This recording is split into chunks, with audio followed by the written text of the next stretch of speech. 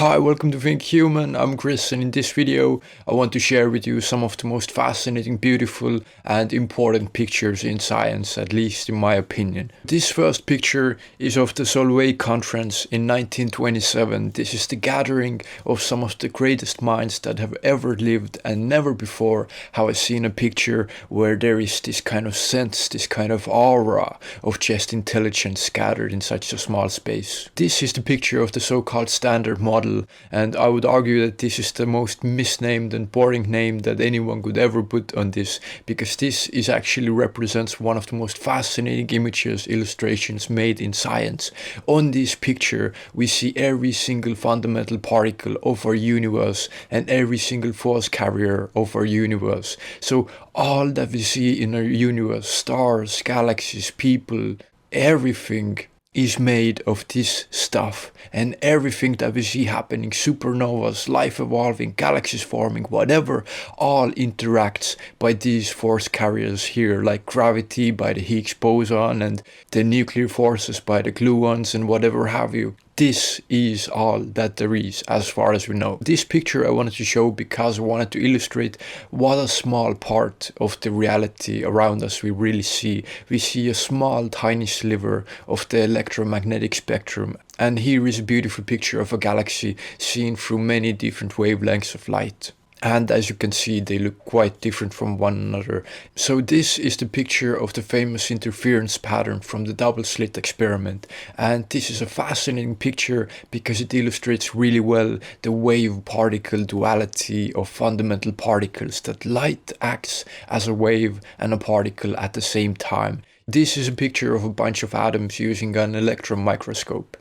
And here are some other interesting pictures taken by electron microscopes, which is always fascinating to study, that the small scale of the universe is just as vast as the large cosmos around us. This is something called the Cherenkov radiation, and I'm sure I'm butchering the name, but essentially the effect is similar to what we have as a sonic boom. So this would be kind of a light boom. This is just randomly putting here a picture of the northern lights, which is when charged particles, cosmic rays, are colliding with our upper atmosphere, leaving these beautiful displays of light. And of course I wanted to put here a picture of a quantum computer as a testament how far we have gotten with our technology, that now we can use single particles to do computation that would be impossible on classical normal computers. These are some pictures of the Large Hadron Collider. Again, this is a wonderful evidence that us human beings, how crazy and irrational we are, sometimes we can come together with the mission and the goal of actually understanding the world around us better. And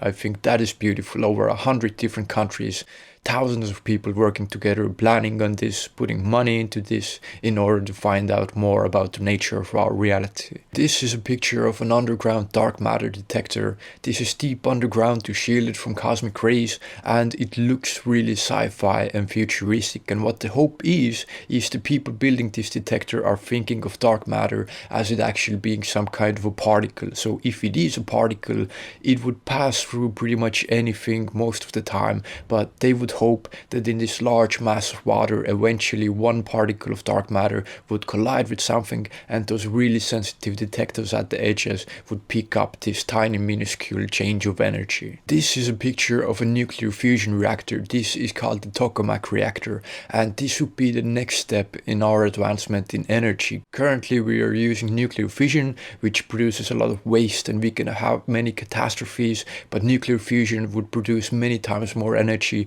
and would have pretty much no downsides, no radioactive waste, and it could run on water. And the point of this would be that we would never have a disaster such as this. This is called the elephant foot. No, like this is the elephant foot.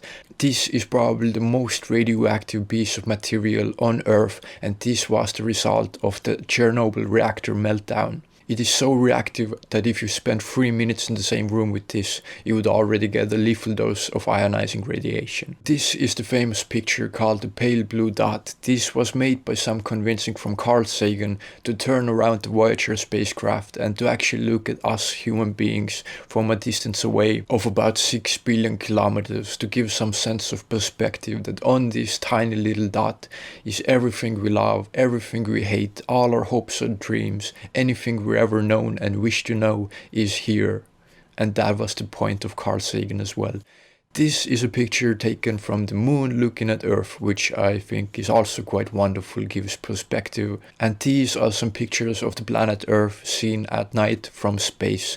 And I think it's beautiful to see how the planet just lights up. And this is irrefutable evidence of us kind of taking over this planet, building our gigantic energy-hungry ants' nests. This is the first actual picture of a black hole. There are many illustrations that seem much more exciting and so forth, but this is a real picture. This is called M87 and it's a supermassive black hole with an event horizon of about 40 billion kilometers. So beyond the point of 40 billion kilometers inward would already be the event horizon, the point of no return. And it weighs about 6 billion times more than our sun does. And here I also wanted to add a picture of the brain's connectome.